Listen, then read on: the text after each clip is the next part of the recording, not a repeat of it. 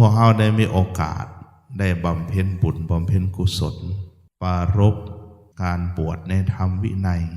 ถือว่าเป็นบุญอันใหญ่เป็นบุญอันประเสริฐเพราะว่าการได้บวชในพระศาสนาในธรรมวินัยนี่มันเป็นของหายาก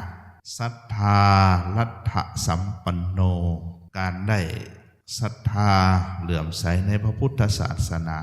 อันนี้ยากกว่าการเกิดเป็นมนุษย์การเกิดเป็นมนุษย์เป็นของหาได้ยากการได้ศรัทธาในพระพุทธศาสนายากกว่าการเกิดเป็นมนุษย์การได้ศรัทธาในพระพุทธศาสนายากอย่างยิ่งแล้วแต่ว่าการบวชยากกว่านั้นเอามาสังเกตเบิ่งคนในปัจจุบันมนุษย์ในโลกนี่ปัจจุบันสิฮอด 8,000 ล้านทั่วโลกจีน 1,400 กว่าล้านอินเดีย 1,400 กว่าล้าน2ประเทศนี่ก็ 3,000 ล้านแล้วยังมีประเทศอื่นอีกหน่อยใหญ่ 2-300 ประเทศในโลกรวมกันก็เป็น 7-8,000 ล้านที่นี่มนุษย์ว่าหลายปานนี้ไปเทียบใส่สัตว์เดรัจฉานบ่ทอครึ่งหนึ่งซำใดไปเทียบใส่สัตว์เดรัจฉานอันนี้สำหรับสัตว์เดรัจฉานในโลกถ้าไปเทียบสัตว์เดรัจฉานในใต้ทะเลแห้งแล้วเลยสัตว์เดรัจฉานในทะเลยิ่งหลายกว่าสัตว์เดรัจฉานในโลกเพราะฉะนั้นเฮาจึงฮู้ว่าเพียงตั้งแต่สิ่งมีชีวิตอยู่ในโลกนี้ก็ยังหลายยังมีหลวงหลายปานนี้ที่นี่ยังมีในโลกอื่นอีกเด้โลกอื่นจักรวาลอื่นสิ่งมีชีวิตอยู่โลกอื่นจักรวาลอื่นบ่แม่นว่ามีแต่ในโลกมนุษย์สิ่งมีชีวิตอยู่โลกอื่นจักรวาลอื่นเอาใกล้ๆโลกมนุษย์นี่เนาะมีอยู่ใกล้โลกมนุษย์นี่ก็มีทวีปอยู่ทางด้านตะวันออกเอิ้นว่าภูเพหทวีปอยู่ทางด้านตะวันออกนี่มีมนุษย์อยู่ทั้งทวีปนี่ทวีปหนึ่งมีอายุยืนอยู่700 ปีอายุก็เจ้าเป็นอายุไขมีรูปร่างหน้าตาผิวพรรณคล้ายมนุษย์แต่มีอายุอยู่700 ปีเป็นเกย์พระเจ้าสิบ่ตายก่อนหันบ่อายุยืนก่อนหันที่นี่อยู่ทางด้านทิศเหนือ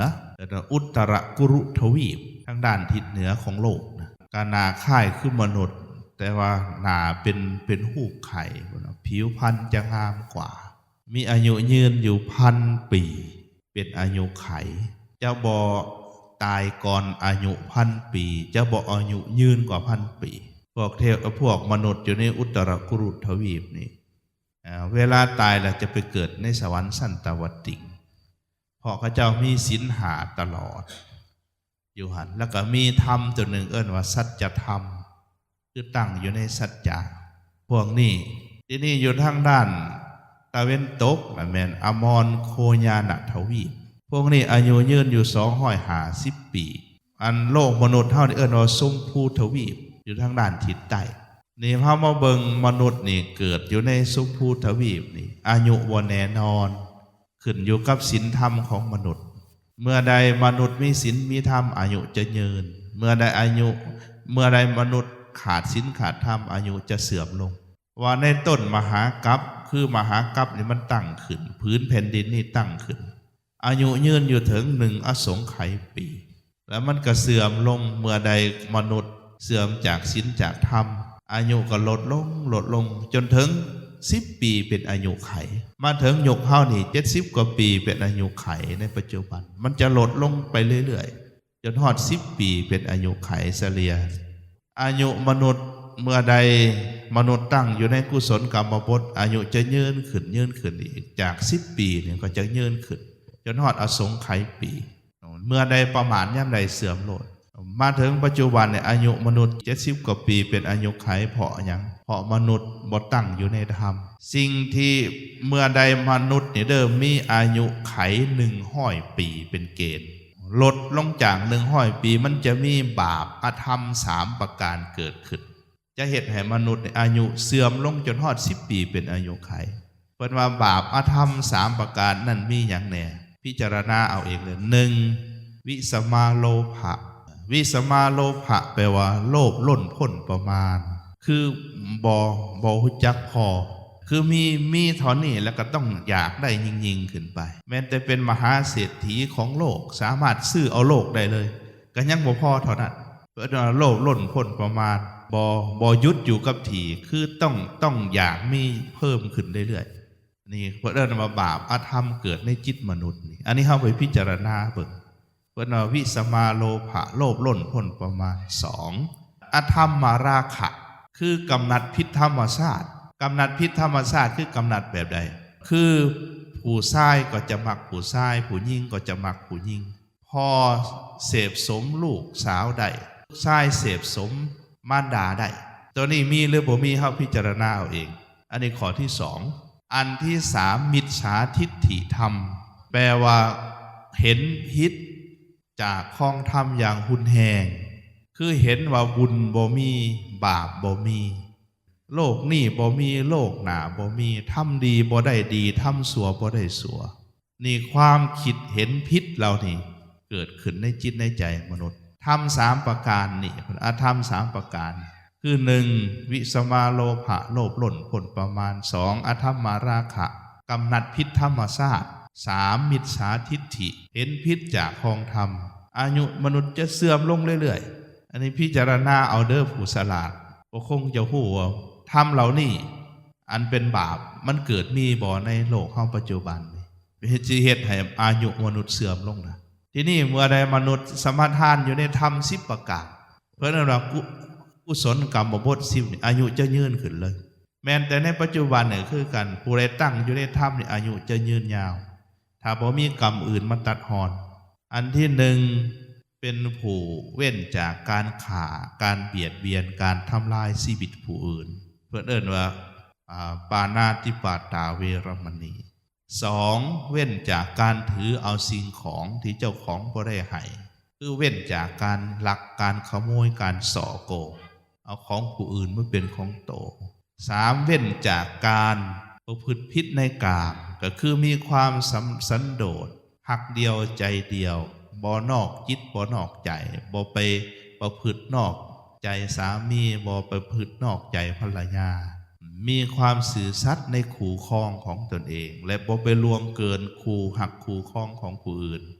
มาเพิ่งพิจารณาเบิ่งว่าธรรม3ประการทั้งของทางกาย1เว้นจากการฆ่าการเบียดเบียน2เว้นจากการลักส่อโกงปล้นจี้3เว้นจากการล่วงเกินประพฤติผิดทางกามเป็นอย่างไรในสมัยปัจจุบันพิจารณาเอาต่อไปบัดนี้4เว้นจากการเว้าตัวต้มหลอกลวง5เว้นจากการเว้าเสียดสีนินทาป้อยด่าเว้นจากการเว้าคำหยาบ7เว้นจากการเว้าสิ่งที่บ่มีประโยชน์8เว้นจากความโลภเพ่งเล็งเอาของผู้อื่นมาเป็นของโต9เว้นจากการคิดอาฆาตพยาบาทปองร้ายผู้อื่น10เว้นจากมิจฉาทิฏฐิก็คือมีสัมมาทิฏฐิว่าบุญมีบาปมีกรรมดีกรรมชั่วมีนี่หาสมาทานในธรรม10ประการนี่อายุมนุษย์จะยืนขึ้นเลยบ่ต้องไปหาของขลังของศักดิ์สิทธิ์เอาวีซ่าอื่นๆที่ว่าเฮ็ดให้อายุยืนเป็นอมตะมาดอกตั้งอยู่ในธรรมอายุยืนเลยแต่ว่าต้องเบิดโลกเด้บ่แม่นเฮ็ดผู้เดียวถ้าเฮ็ดผู้เดียวก็ได้ผู้เดียวแต่มนุษย์คู่มื้อนี่แหละกล่าวถึงทำ10ขอประการนะเว้นได้จักขอเท่านั้นแหละพอดีเว้นได้จักขอเท่านั้นแหละนะมันสิเฮ็ดจังได๋มันจังสิอายุบ่เสื่อมเพราะฉะนั้นอายุมนุษย์นี้จริงขึ้นกับคุณธรรมของมนุษย์เองเมื่อใดมนุษย์ในโลกตั้งอยู่ในธรรมอายุยืนเมื่อใดอายุมนุษย์บ่ตั้งอยู่ในธรรมอายุเสื่อมจริงอายุบ่แน่นอนมนุษย์บางพวกตายแต่ยังน้อยบางพวกตายตอนใหญ่บางพวกตายตอนเฒ่าบางพวกตายอยู่ในระหว่างก็มีบ่เหมือนพวกมนุษย์อยู่ใน3ทวีปนั้นเพราะฉะนั้นการได้เกิดเป็นมนุษย์นี้เป็นของหายากเพราะประกอบด้วยธรรมคือศีล5ประการถ้าบ่มีศีล5ประการบ่ได้เกิดมาเป็นมนุษย์อันนี้เพิ่นมีหลักการจังซั่นเด้หลักการว่าเฮ็ดจังได๋สิได้เกิดมาเป็นมนุษย์บางคนนี่อยากเกิดแต่แท้แม่นบ่พัดว่าอยากตายได้บัดนี้นะอยากเกิดนี่บ่ได้เว้าคันเขามาว่าเฮ้ยสัตว์เด้ออย่าให้มันได้ขุดได้เกิดเด้ออีอันนี้โอ้ยหายมันยังว่าสั่นแม่นบ่ล่ะว่าเขาปล่อยเจ้าของมันบ่แม่นเด้หั่นน่ะ อยากเกิดแท้ๆผู้ใดก็คือกันหางบ่อยากตายที่จริงความตายก็ความเกิดมันเป็นอันเดียวกันเหมือนกันกับพระอาทิตย์ขึ้นแล้วก็อัสดงแม่นบ่ตั้งขึ้นแล้วก็ตกลงไปตั้งขึ้นแล้วก็ตกลงไปชีวิตก็คือกันน่ะแล้วเกิดขึ้นมามันก็แก่เจ็บตายไปถ้าบ่อยากตายก็อย่าสู้อย่าเกิดยังอย่าเกิดอยู่พอดีนะเพราะจังซั่นก็ต้องยอมรับความตายเพราะแม่นบ่ล่ะที่นี่มนุษย์เฮาเกิดขึ้นมาเพราะอาศัยธรรมจึงได้เกิดมาเป็นมนุษย์ถ้าบ่มีธรรมก็แม่นบ่ได้เกิดมาเพิ่นจึงว่าการได้เกิดเป็นมนุษย์ยากมนุษย์เฮามีถึง 7-8 พันล้านแต่ไปเทียบเศษสัตว์เดรัจฉานมีน้อยเดียวนั่นหมายความว่าการเกิดเป็นมนุษย์มาเกิดได้ยากทีนี้การยากกว่าการได้เกิดเป็นมนุษย์คือการได้พบพุทธศาสนาการได้เกิดมาแล้วพบพระพุทธศาสนาตัวนี้ยากกว่าเกิดการเกิดเป็นมนุษย์เพราะว่านี่เริ่มไม่ออกพอเฮาอันมหากัปนี่นะมันจะตั้งขึ้นคือผืนแผ่นดินนี่เอิ้นว่าโลกตั้งปุ๊บขึ้นมาเลยมันจะดำลงอยู่หลายล้านปีแล้วมันก็แตกทำลายไปจะแตกทำลายด้วยไฟด้วยน้ำด้วยลมนั่นก็แล้วแต่บางมหากัปทีนี้แตกทำลายไปแล้วเป็นวางอากาศวางเป่าแล้วบัดนี้เป็นสูญญากาศแล้วมันจะมาเริ่มก่อตัวขึ้นใหม่ในระยะเวลาที่มันอยู่ในระหว่างสูญญากาศเนี่ยก็หลายใช้เวลาอยู่หลายมหากัปทีนี้ในระยะเวลาที่ก่อตัวก็ใช้เวลาอยู่หลายมหากัปปีทีนี้เมื่อก่อตัวขึ้นมาแล้วบางครั้งโลกนั้นบ่มีพระพุทธเจ้าบ่มีพระอรหันต์บ่มีพระเจ้าจักรพรรดิใช้เวลาเป็นหลายล้านมหากัปบางครั้งนะเอิ้นว่าสุญญกัปแปลว่ากัปที่วางเปล่าจากพระผู้มีบุญใหญ่ขั้นมหากัปใดตั้งปุ๊บขึ้นมานี่มีพระพุทธเจ้าพระอรหันต์พระจักรพรรดิมาเกิดนั่นเพิ่นเอิ้นว่าเป็นกัปอันประเสริฐกัปอันดียังมหากัปของพวกเฮานี่ตั้งขึ้นทำอิฐนะพวกพรหมในชั้นสุทธวาสพวกพรหมอรหันต์เพิ่นได้มาเบิ่งนิมิตอย่าตอนแผ่นดินนั้นตั้งขึ้นเนี่ยมันจะเกิดดอกวัวอยู่5 ดอกปรากฏขึ้นมาไอ้พวกพรหมอรหันต์ในชั้นสุทธวาสเพิ่นเห็นเพิ่นเลยดีใจเสียงสาธุการว่าโอ้กัปนี่เป็นกัปที่ประเสริฐที่สุดมีพระพุทธเจ้าจะมาอุบัติในมหากัปในโลกนี่ถึง5 พระองค์ก็พากันดีอกดีใจเดี๋ยวนี้อุบัติแล้ว4 พระองค์คือพระองค์ที่4ก็คือพระองค์ของเฮาปัจจุบันพระสัมมาสัมพุทธเจ้านามว่าโคดมยังจะมาอีกองค์ข้างหน้านี่คือพระเมตไตรสัมพุทธเจ้าเมื่อใดอายุมนุษย์เสื่อมลงฮอด10 ปีเป็นอายุไขหลังจากนั้นอายุมนุษย์จะหมุนกลับพอตั้งอยู่ในธรรมคือยืนขึ้นจนฮอด1 อสงไขยปีและสิพากันประมาทอีกอายุเสื่อมลงมาอีกจนฮอดอายุ 80,000 ปีเป็นอายุไขเมื่อนั้นพระเมตไตรสัมพุทธเจ้าเสด็จอุบัติขึ้นในโลกเป็นพระองค์ที่5อันนี้กัปนี่จึงเป็นกัปประเสริฐพวกเขาได้มาเกิดในยุคมหากัปปัจจุบันเอิ้นว่าภัททรกัปนะถือว่าเป็นบุญสุดๆเด้ทีนี้การได้เกิดมาพบพุทธศาสนายากกว่าการได้เกิดเป็นมนุษย์เพราะว่าเกิดมาบางครั้งก็มีบางครั้งก็บ่มีพุทธศาสนาเกิดขึ้นย้อนหยังย้อนมีพระพุทธเจ้าทีนี้การได้เกิดมาพบพระพุทธศาสนายากแล้วยังบ่ทอยากทอได้ศรัทธาในพุทธศาสนาบางคนนี่เกิดมาเป็นมนุษย์แต่ว่าประเทศสังคมวัฒนธรรมบ่ได้แม่นวัฒนธรรมบ่แม่นประเทศที่นับถือพุทธศาสนาก็บ่ฮู้จักได้นี่อย่างบางเขตบางบอนในโลกมันเป็นว่าแถวแอฟริกาแถว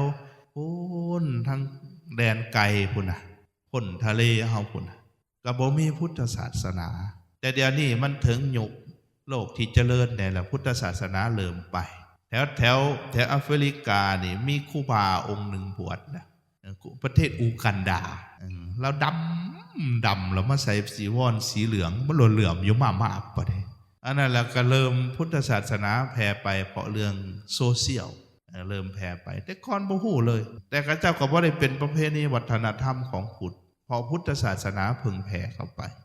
คนก็หันมาศึกษาที่นี่การได้ศรัทธาในพุทธศาสนายากกว่าการพบพุทธศาสนาเด้บางคนนี่เกิดในประเทศพุทธศาสนาแต่บ่ฮู้จักอย่างเลยบ่ต้องว่าอันอื่นไกลนี่คนลาวเฮานี่นับถือพุทธศาสนาถ้าเอาตามตำนาน 2,000 กว่าปีเด้ถ้าเอาตามประวัติศาสตร์ล้านสร้างแล้วแม่น6-700 ปีเด้ นับถือพุทธศาสนานะแต่ว่าผู้ใดแน่ไหวพระสูตรมนต์ได้จบเนี่ยนะบางคนอรหังยังบ่จบนะโมยังบ่จบแม่นบอกขนาดไหวพระยอๆนี่นะไหวพระรัตนตรัยอรหังสัมมาสัมพุทโธภควาพุทธังภควันตังอภิวาเทมินี่สูตรอิติปิโสภควาอะระเฮายังบ่ได้เลยสิไปศึกษาแกนแท้หลักธรรมคำสั่งสอนของพระพุทธเจ้าถึง 84,000 พระธรรมขันธ์แม่นบอกอันนี้ว่าผู้ถึงเขาวัดผู้บ่เขาวัดแห้งแล้วเลยเกิดมาพบพุทธศาสนาอยู่มาถึงปัจจุบันนี่โซเชียลโลกโซเชียลแห้งแพร่กว้างขวางแม่นบอกเฮาบ่ค่อยเข้าใจเรื่องพุทธศาสนาบ่ได้ศึกษาแกนแท้ธรรมของพุทธศาสนาอันใดเป็นหลักธรรมของพุทธเจ้าเพราะว่าเดี๋ยวนี้พวกอุปโลกของตัวเองว่าตัวเองเป็นผู้วิเศษวิโสเป็นพระอริยะมาสอนผิดธรรมพระวินัยก็หลายเฮาบ่ฮู้เลยบางทีก็เฮาไปเบิ่งข่าวทั้งประเทศเพื่อนบ้านเห็นพระบางองค์ที่เฮ็ดพฤติกรรมที่บ่เหมาะบ่สมกับด่าพระก็ถึกคือโคมไปมันบ่ล่ะแซ่ด่ากันดีแท้ในโซเชียลนะปล่อยพระไว้ก่อนนะเด็ดๆนะก็เลยบาปใกล้ๆโตนึงได้อันน่ะเพราะหยังเพราะเฮาบ่ได้ศึกษาเพราะฉะนั้นการได้ศรัทธาในพุทธศาสนานี่ยากกว่าการได้เกิดมาเป็นมนุษย์สัตว์ได้พบพระพุทธศาสนาเฮ็ดจังได๋จังสิได้ศรัทธาอย่างถูกต้องก็อาศัยการเรียนการศึกษาในพระพุทธศาสนาโดยเฉพาะชาวพุทธเฮานะทีนี้ต่อมาบัดนี้การยากกว่าการได้ศรัทธาในพุทธศาสนาแม่นการได้บวชบางคนมีศรัทธาในพุทธศาสนาอยู่แต่บ่มีโอกาสได้บวชเลยมาในปัจจุบันนี่ไม่ออกบ่มีโอกาสได้บวชได้ก็เพียงแต่บวชเป็นแม่ขาวแต่บวชเป็นพระคือพอออกนี่บ่ได้แต่ก่อนมีเพิ่นเอิ้นว่าภิกขุณีถือศีล311ข้อเด้บวชนุ่งเหลืองแบบเดียวกันนี่แหละแต่ว่าภิกขุณีมันเบิดภิกขุณีสงฆ์มันเบิดแล้วได้บวชบ่ได้บัดนี้นะเพราะฉะนั้นไม่ออกก็เลยหมดโอกาสแล้วก็ศีลของภิกขุณีมันหลาย311ข้อการประพฤติปฏิบัติตามมันยากก็เลยยังเหลือแต่พระสงฆ์กับสามเณรยังเหลือแต่นี้นั่นพวกเฮาก็เลยไม่ออกก็เลยมุดศีลเลยบัดนี้บวชนุ่งเหลืองห่มเหลืองนะยังเหลือแต่พอออกบัดนี้นะทีนี้พอออกนี่ก็ยากได้แม่นบ่ยากที่จะได้บวชได้นะเดี๋ยวนี้พระสงฆ์หน่อยลงเพราะหยังเพราะว่ามันโอกาสที่จะบวชมันยากมาจากไสยากนำติดความเจริญทางด้านวัตถุติดกับความสบายแต่ก่อนลูกหลานเฮาตื่นดึกลุกเช้าได้เฮ็ดเวียกเฮ็ดการเฮ็ดงานหนึ่งข้าวหนึ่งน้ำไปเวียกไปการไปงานรุ่นซ้ำเฮานี่น่ะแม่นบ่ตื่นบักเด็กๆเนาะตื่นตั้งแต่ไกลขันโกกพุ่นน่ะเฮ็ดเวียกบ่ลูกเฮาคู่มื้อนี่ไปเบิ่งนะแม่หลานเฮาน่ะหลานเหลนแต่เฮาน่ะนอนห้องแอร์พูนไปโรงเรียนก็ไปปลุกเอา7 โมงพุ่นเอาไปตื่นก่อนหันก็บ่ได้อีโตนมันแพงมันเลยบ่สอนให้มันฮู้จักถูกจักเถื่อมันก็แล้วเท่านั้นแหละรุ่นเฮานี่โอ้ยขยันมันเพียรรุ่นลูกหลานปัจจุบันนี่บ่ได้อีหลีเว้าแท้เด้อ่อนแอเฮาเอาลูกหลานเฮามาตากแดดจัง40ไม่ได้ซะบ่นี่ก็เป็นไข้เป็นหนาวตะกี้มันไปหาร้อยขี้ตมอยู่เป็นบ่ล่ะมันบ่เห็นเจ็บเห็นไข้บัดคู่มื้อนี่โอ้ยถูกฝนผิวหน่อยนึงก็เป็นไข้เป็นหนาวพ่อแม่ต้องได้เบิ่งแท้เบิ่งว่าได้คู่มื้อนี่นะเลี้ยงลูกเลี้ยงหลานเขาบ่เข้มแข็งบ่แข็งแรงคือลูกหลานแต่ก่อนเพราะฉะนั้นแหละมันก็เลยบ่อยากมาบวชแล้วมาตื่นดึกลุกเช้ามันเฮ็ดเวียกเฮ็ดการเฮ็ดงานปัดตาดโอ้ยไปคนเด้อเพิ่นบ่อยู่บ่นอนก็บ่สบายบ่มีห้องแอร์บ่ได้นอนเตียงบ่ได้นอนเสื่อนุ่มๆเขาก็ไปก่อนนะบวชได้แต่บวชบาอาทิตย์นึง2 อาทิตย์หลายแท้ก็3 เดือนพระสงฆ์เลยหน่อยลงดินี่นะไม่ออกหน่อยลงเพราะฉะนั้นเด้อได้มาบวชบาอาทิตย์2 อาทิตย์ก็ยังดีกว่าบางคนบวชบ่ได้เลยบ่มีโอกาสบวชเลยบางคนตั้งใจสิบวชป่วยตายก่อนก็มีบางคนว่าตั้งใจสิบวชไว้โอ้ยฆ่าหันจ้อยบ่ได้บวชอีกฉะนั้นการบวชยากกว่าการได้พบพระพุทธศาสนายากกว่าการได้ศรัทธาพุทธศาสนาเด้ออันนี้เอิ้นว่าบวชตอบแทนน้ำนมแม่ปูฮานเพิ่นเชื่อแบบนั้นเอาตอบแทนบุญคุณของผู้มีพระคุณได้บวชอาทิตย์2 อาทิตย์2-3 เดือนก็เอาทีนี้การบวชเนี่ยเนาะบวช ตอบแทนบุญคุณพ่อแม่ตอบแทนค่าน้ำนมเฮาบวชมาแต่ว่าขั้นบวชมุ่งอุทิศมรรคผลบางองค์เพิ่นก็บวชเลยคือบวชปฏิบัติเพื่อจะเอามรรคผลพระนิพพานโดยกงบางองค์เพิ่นก็บวชมาเฮียนยังจัวนี่ก็เจ้าบวชมาเฮียนมาศึกษานี่แหละตั้งแต่ประถมมัธยมบางองค์ก็จนจบปริญญาโทตรีโทเอกนี่ในหลายองค์ได้นั่งอยู่ดิจบปริญญาตรีปริญญาโทได้นี่ก็ย้อนบวชนั่นแหละหลังจากนั้นเพิ่นก็อยู่นำพวกเฮาก็เป็นกำลังแด่พระศาสนาในการรักษาพระศาสนาในการนำพาออกตนญาติโยมก็ได้อาศัยการบวชเฮียนนี่แหละเมื่อเฮียนหูแล้วก็เฮ็ดจังได๋บัดนี้นำมาปฏิบัติแล้วก็สอนออกตนญาติโยมอันนั้นหลักการรักษาพระศาสนานะเด้อมื้อนี้พากันคณะลูกหลานเฮาทั้งหลายพากันมาเฮ็ดบุญงานบวชแล้วก็เฮ็ดบุญอุทิศถึงผู้มีพระคุณเป็นบุญเป็นกุศลใหญ่เด้อชื่อว่าได้รักษาพระศาสนาไว้ช่วยกันทีนี้พระศาสนาแห้งถูกผลกระทบจากโลกโซเชียลหลายพระสงฆ์บางองค์บวชมาบ่ได้ศึกษาธรรมวินัยอย่างท่องแท้กับไปแสดงทิฏฐิความเห็นของตนเองผิดเพี้ยนจากหลักคำสอนของพระพุทธเจ้าก็หลายพวกเฮาชาวพุทธต้องได้ศึกษาต้องได้เฮียนหูต้องได้เป็นหูเป็นตาสอยกันนั่นเด้อนี่เหมือนกันก็มันเกิดปัญหาอยู่เมืองไทยปัจจุบันที่บนก็เจ้าว่ามีเด็กหน่อยที่ว่าเป็นพระอนาคามีมาเกิดจังซี่นะชาวพุทธเฮาเข้าใจจังได๋นะขนาดเมืองไทยเฮียนธรรมะบักหลายๆเนี่ยก็ยังหลูมไปขาบมันอึกกระถึกแม่นบ่เดี๋ยวฉันแล้วถ้าแม่นมาพ่อชาวพุทธลาวเฮานี่แห้งหลูมไปคักกว่าเก่าเพิ่นบ่ฮู้จักหลักการของพุทธศาสนาอันเด้อให้จื้อไว้เด้อไม่ออก1พระอริยบุคคลเบื้องต้นคือพระโสดาบันน่ะเพิ่นจะกรรมมาเกิดหลายสุดบ่เกิน7ชาติบางองค์นี่เกิดชาติหนึ่งเอิ้นว่าเอกพีซีบางองค์นี่เกิดชาติหนึ่งเพิ่นก็บรรลุธรรมเป็นพระอรหันต์เข้าสู่พระนิพพานเลยบางองค์เพิ่นมีอินทรีย์อ่อนนี่เกิดอีกได้กับบ่เกิน7ชาติอันนี้คือพระโสดาบันบุคคลจื่อไว้เด้อบัดนี้พระอริยบุคคลชั้นที่2อันว่าพระสกิทาคามีพระสกิทาคามีนี่เพิ่นจะกลับมาเกิดในกามภพคือเกิดในมนุษย์หรือสวรรค์อยู่เพียงแต่ชาติเดียวแล้วก็บรรลุเป็นพระอรหันต์เข้าถึงพระนิพพานเลยบัดนี้พระอริยบุคคลขันธ์ที่3เอิ้นว่าพระอนาคามีเพิ่นจะบ่มากลับมาเกิดในกามภพเป็นเด็ดขาดคือหลังจากบรรลุธรรมเป็นพระอนาคามีปุ๊บแล้วเพิ่นหลังจากเพิ่นแตกกายทำลายไปเพิ่นจะไปอุบัติอยู่ในพรหมชั้นสุทธาวาสไปว่า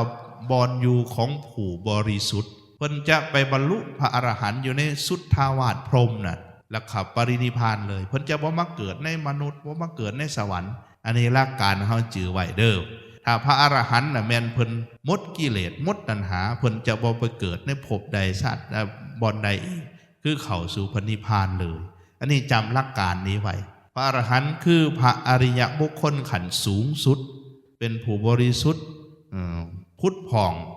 บริสุทธิ์บริบูรณ์ถึงพระนิพพานแหละเพิ่นจะบ่ไปอุบัติอยู่ในบ่อนใดแต่พระอนาคามีไปอุบัติบ่อนเดียวก็คือพรหมชั้นสุทธาวาสแต่จะบ่ไปเกิดในสวรรค์บ่มาเกิดในมนุษย์อันนี้จำหลักการเรานี่ไว้เด้อถ้าผู้ใดมาเว้าผิดหลักการได้นี่อันนั้นคนบ่ได้เรียนพุทธศาสนาเฮาจื่อหลักการตามของพระพุทธศาสนาของเฮาไว้เอามื้อนี้ขออนุโมทนาบุญใหญ่นำทุกทานเด้อให้พากันค้ำพากันคูณเจริญงอกงามในธรรมในพุทธศาสนาในชีวิตหน้าที่การงานยิ่งๆขึ้นไปหมดทุกทานทุกคนเถิด